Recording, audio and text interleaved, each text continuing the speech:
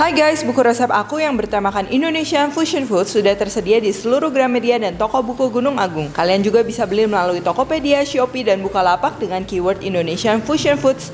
Yuk segera beli, jangan sampai kehabisan. Halo, welcome back to my YouTube channel Devina Hermawan. Dan tentunya hari ini aku mau share resep lagi. Dan hari ini aku mau masak telur. Nah, jadi telurnya diapain? Ini hari ini aku mau masak telurnya dibikin yang namanya egg korma. Nah, jadi egg korma ini basically adalah salah satu kari atau juga gulai yang cita rasanya lebih ke India. Dan juga ini adalah salah satu dari sekian banyaknya jenis kari di India yang lumayan sering aku masak di rumah. Oke, langsung aja ini bahan-bahannya. Yang pertama, ini aku mau bikin bumbu halusnya. Nah, jadi ini rempah-rempahnya ada apa aja? Ada bawang putih, bawang merah, jahe, kunyit, kemiri, cabai keriting. Lalu ini rempah-rempahnya ada ketumbar, jinten, kapulaga, kayu manis, dan juga cengkeh. Ini akan kita haluskan semua kecuali cengkehnya. Dan juga kalian kalau misal ketumbarnya udah punya yang ketumbar bubuk atau jinten bubuk itu boleh. Kapulaganya mau yang utuh juga boleh. Itu tinggal kita blender lagi. Oke, ini kita mau siapin blender. Nah di sini nanti untuk liquidnya atau cairannya supaya dia nggak mandek, nanti aku mau pakai minyak. Nah buat kalian bisa juga kalau kalian nggak punya cukup waktu untuk bikin si bumbu gulai ini, kalian bisa pakai juga yang udah jadi tapi nge-serve-nya dengan telur seperti yang nanti akan aku masak juga, itu bisa banget. Dan langsung aja ini sekarang aku mau bikin si bumbu halusnya. Ini sebelumnya ini kunyitnya ini mau aku iris-iris. Jadi kunyitnya udah aku bakar lalu dikupas. Itu supaya dia ngilangin bau pahangnya. Oke, ini kayaknya ini terlalu banyak jadi aku pakai setengah aja. Terus di sini bawang putih, bawang merah. Sini aku pakai lumayan banyak 10. Kalau kalian nggak mau repot kupasin boleh diganti bawang bombay. Rasanya agak beda tapi masih oke. Lalu ini jahe.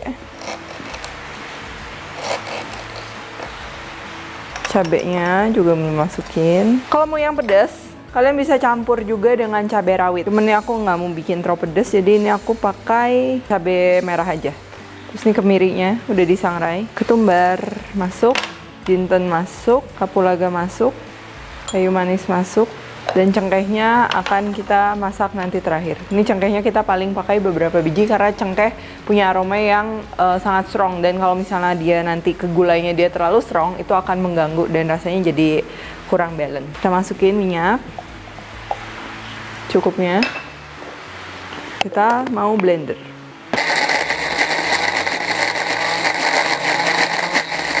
Nah ini bumbunya udah halus, udah di blender dengan minyak. Apa bedanya di blender dengan air dan juga dengan minyak? Sebenarnya semua bahan-bahan tadi kan sudah mengandung air, dan di saat kita tumis tuh kita tujuannya supaya menguapkan si airnya tersebut. Dan kalau misalnya kita tambahin air lagi, nanti keringnya makin lama. Dan kalau misalnya kita pakai minyak, itu nanti waktu kita goreng itu jadi cenderung waktu kita tumis tuh lebih cepat karena kandungan airnya diganti dengan minyak. Ini sebelum aku mau tumis ini, di resep ini aku mau bikin dulu bawang goreng. Cuman bawang gorengnya bawang goreng biasa, bukan yang sumenep. Jadi bawang goreng kan banyak sekali macamnya. Ada yang bawang goreng sumenep, itu yang lebih wangi sebenarnya. Yang biasa dijual di pasaran udah sebagai bawang goreng jadi. Cuman ada juga yang bawang goreng pakai tepung, ada juga bawang goreng biasa. Nah ini aku pakai bawang merah biasa, tujuannya nanti untuk setelah masak kita taburin lagi bawang goreng dan juga bikin si minyaknya nanti wangi. Ini aku panasin dulu minyaknya.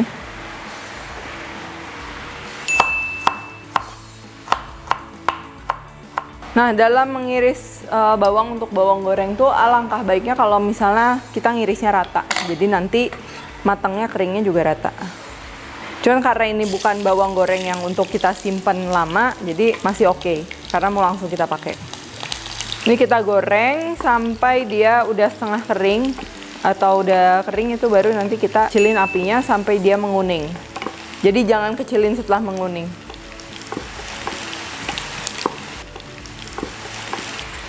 Nah setelah kering seperti ini langsung kita angkat supaya nggak gosong. Dan minyaknya kalau kebanyakan boleh kita sisihkan. Lalu kita akan tumis si bumbu halusnya.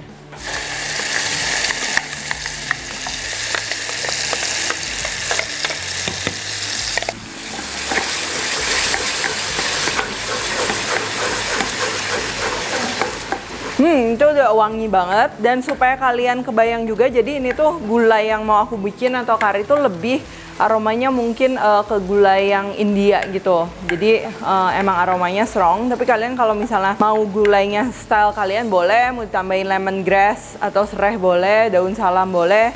Nah, kenapa aku bikin style yang kayak gini? Karena menurutku ini tuh cukup praktis karena kita simpan semuanya dalam bentuk powder. Nah, jadi seperti kunyit pun, jahe pun kalau misalnya kalian malas simpen yang fresh, bisa juga kalian pakai yang powder. Jadi itu bakal simple banget. Punya bawang putih, bawang merah, dan sisanya yang powder. Dan ini selain nanti bisa pakai telur, bisa juga kita pakai ayam dan lain-lain, dan juga kita bisa simpen. Kita bisa simpen ini di kulkas untuk masak besok atau enggak ya mungkin bisa tahan sampai 1 minggu. Kalau mau lebih tahan lagi kalian jangan masukin santannya dulu. Jadi dibiarkan ini bumbu halusnya udah matang, terus kita bisa simpen di kulkas. Ketika kita mau masak, baru kita keluarin lagi, masak deh sama yang kalian mau.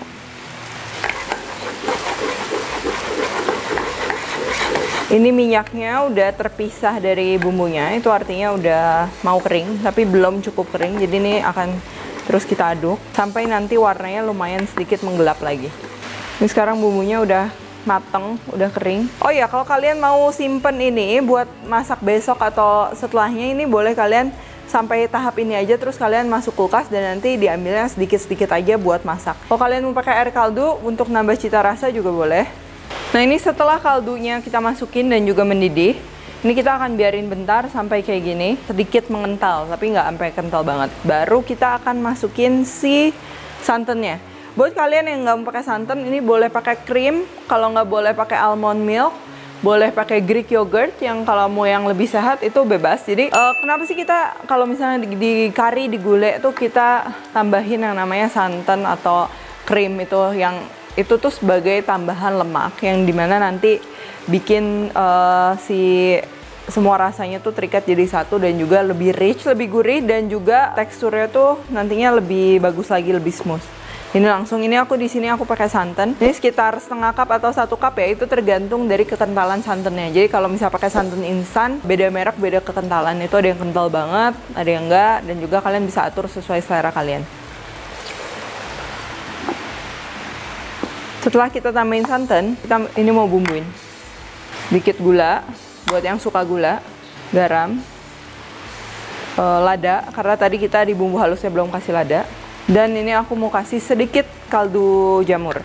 Nah, ini sekiranya kalau konsistensinya udah bagus, ini boleh kita matikan. Nah, dan juga ini emang kita masak nggak terlalu lama, takutnya nanti santannya pecah. Tapi buat kalian kalau yang masak terus santannya pecah, jangan khawatir, itu bisa kita selamatkan dengan kita masukin, tambahin air sedikit lagi, lalu kita blender aja. Dan itu nanti biasa hasilnya jadi bagus lagi. Oke, sekarang kita ini mau olah telurnya. Ini aku mau bikin telurnya setengah matang, direbus. Nah, kalau misal kalian mau bikin telur ceplok setengah matang juga boleh, mau matang boleh, telur dadar boleh, telur omelet, scramble egg, semua boleh, karena semuanya itu akan masuk kalau misal kita sajikan dengan si bumbu korma atau bumbu karinya tadi. Yang pertama tentunya telur, lalu air mendidih. Ini aku udah siapin di sini, dan juga es batu. Kenapa? Karena ini di sini kita mau bikin telur setengah matang, jadi nanti begitu keluar dari air mendidih, ini kita langsung masukin es batu biar proses memasaknya tuh berhenti total. Ini sambil tunggu airnya bener-bener mendidih, karena begitu kita start masukin, kita nanti bakal pakai timer, itu keadaan airnya harus bener-bener mendidih. Untuk waktunya sendiri, dari kita pertama masukin di kondisi air mendidih sampai dia matangnya sesuai yang kita inginkan, yang which is tuh telur setengah matang, itu tuh banyak sekali faktor kalau menurutku. Jadi kalau misalnya di sini tuh aku mau pakai 5 sampai 5 menit setengah. Itu karena ini size telurnya juga lumayan besar. Terus kondisinya juga telurnya dari kulkas. Tapi untuk telur yang lain mungkin bisa juga 4 menit setengah sampai 6 menit. Karena kalau misalnya di bawah itu biasa telurnya masih susah kita kupas. Itu udah setengah matang, tapi biasa yang untuk kita makan sama kulitnya. Jadi ini mau kita kupas. Di sini aku pakai 5 menit setengah. Langsung kita mau setup timer. Udah mendidih sekali dan timernya pun udah start. Ini kita masukin.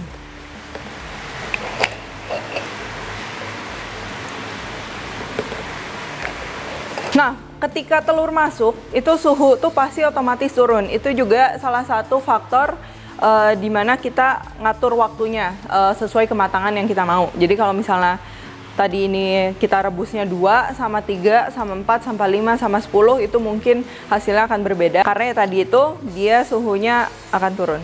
Jadi ini sekarang aku mau tutup sebentar sampai dia benar-benar mendidih lagi. Lalu nanti akan aku buka aja, karena kalau misalnya nggak dibuka biasanya suka tumpah. Nah ini udah mendidih lagi, ini mau aku angkat. Karena kalau misalnya nggak, nanti suhunya makin naik dan juga meluap. Nah ini tinggal 1,5 menit lagi. Sebenarnya mungkin ada yang juga yang nanya, aman nggak sih kita konsumsi telur setengah matang? Nah itu balik lagi, paling baik itu kita tuh konsumsi telur setengah matang kalau keadaan telurnya tuh bener-bener fresh. Dan kalau untuk ibu hamil, kenapa lebih baik jangan mengkonsumsi? Itu bukan berarti kalau misalnya makan tuh kenapa-napa, nggak juga. Cuman itu karena adanya resiko ketika telurnya belum matang tuh dia terdapat bakteri, kalau nggak virus-virus tertentu yang mungkin berbahaya buat si janin. Jadi selama aku hamil sih aku lebih baik walaupun telurnya fresh banget tuh aku nggak konsumsi ya, karena itu dia beresiko. Oke, ini jangan lupa kita aduk sesekali si telurnya supaya apa? Supaya dia telurnya tuh kuningnya berada di tengah, bukan di pinggir. Karena kalau misalnya kuningnya di pinggir, nanti jatuhnya waktu kita mau kupas tuh dia gampang sekali pecah. Nah ini tinggal 19 detik, 18 detik, ini kita tunggu dan kita siap-siap es batunya. Ini langsung kita masukin, cepet-cepet masukin ke ice bath biar dia berhenti masak. Oke, sambil nunggu telurnya dingin, ini aku mau siapin garnishnya. Ini sebenarnya nggak wajib biar sajian sederhana, tapi lebih bagus aja gitu untuk dilihat. Ini pertama aku pakai red radish. Ini adalah lobak merah. Kita akan slice aja kayak gini. Dan akan kita rendam di air dingin supaya dia lebih crunchy lagi dan juga warnanya lebih bagus. Lalu di sini aku pakai daun ketumbar. Nih petikin aja besar-besar kayak gini. Dan yang terakhir ini kacang mede. Ini kacang medenya mau utuh boleh, mau sedikit dicincang kasar juga boleh.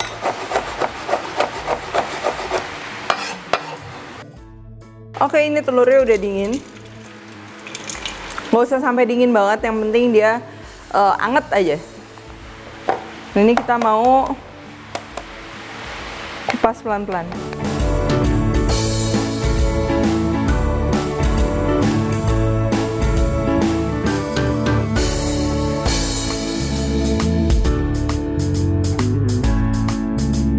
Sekarang mau plating. Pertama aku akan serve-nya pakai nasi. Terus telur setengah matangnya tentunya. Lalu kita siram sausnya, saus gulainya atau saus kormanya ini. Terus kita garnish. Ini aku mau tabur yang crunchy-crunchy-nya, bawang goreng dan juga kacang gorengnya. Oke, abis gini kita akan belah dalamnya. Kita lihat kayak gimana.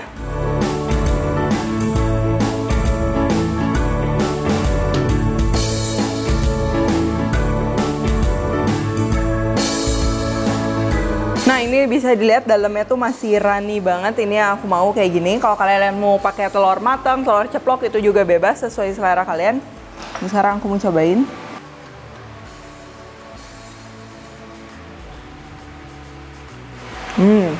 Ini wajib kalian coba, apalagi buat kalian pencinta telur setengah matang. Thank you for watching and see you in the next video.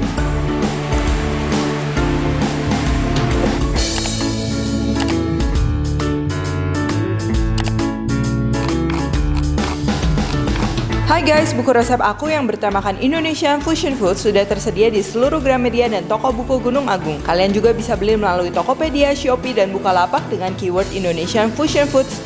Yuk segera beli, jangan sampai kehabisan.